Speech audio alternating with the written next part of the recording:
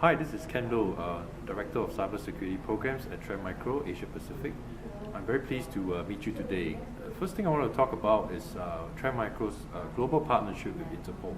I'm very pleased to inform you that Trend Micro has announced a global partnership with Interpol to help make the world, a digital world, a safer place to transact in. The reason why we're working with Interpol is because we believe that the best way to reduce as well as to apprehend crime is to catch the culprits themselves and to deter them from committing any more further cybercrime today. What Trend Micro is going to be doing in terms of our points of agreement with Interpol are as follows. The first thing is that we will be conducting training programs together with Interpol for law enforcement agencies as well as police agencies across the world, and as well as India as well included. The reason why we are working with Interpol is because Interpol has expressed to us that they value the security intelligence gathering of cyber activities across the world by Trend Micro.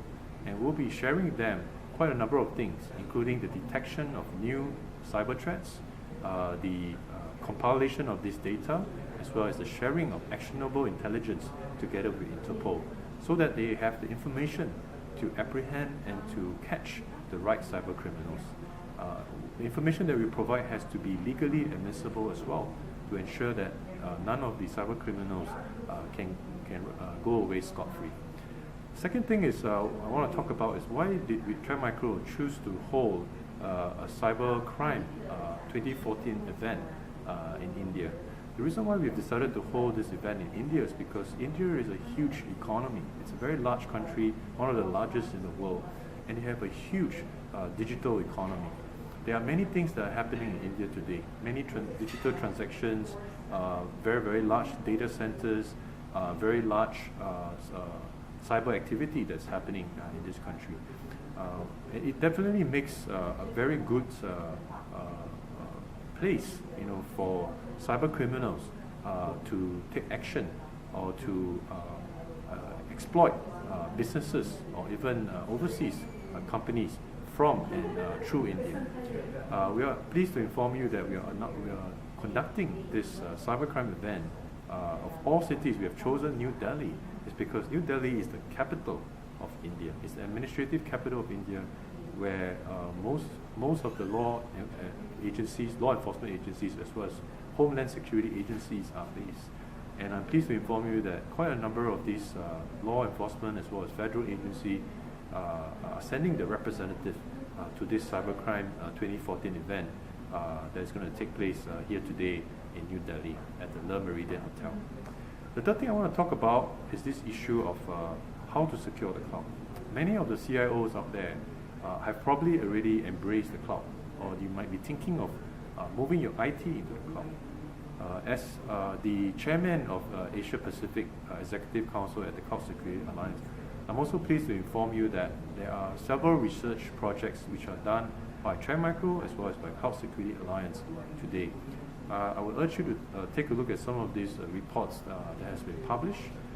For example, some of the reports are as follows, right? Top Threats, the Top Threats Working Group has published a white paper called the Notorious 9. And in this Notorious 9, it basically lists all the top threats affecting cloud computing as well as virtualization today. I have three pieces of advice for any CIO who wants to journey into the cloud today. Right? The first thing is this: if you are moving your IT into the cloud, make sure you work with a cloud service provider that is transparent about its security, that is certified, by third parties, as well as its use as well by a lot of large companies around the world and not just in India. Choose a reputable cloud service provider, and you are on the way to better security in the cloud. The second thing I want to say as well is that as you're moving things to the cloud, take a data-centric approach, right? Data-centric security approach.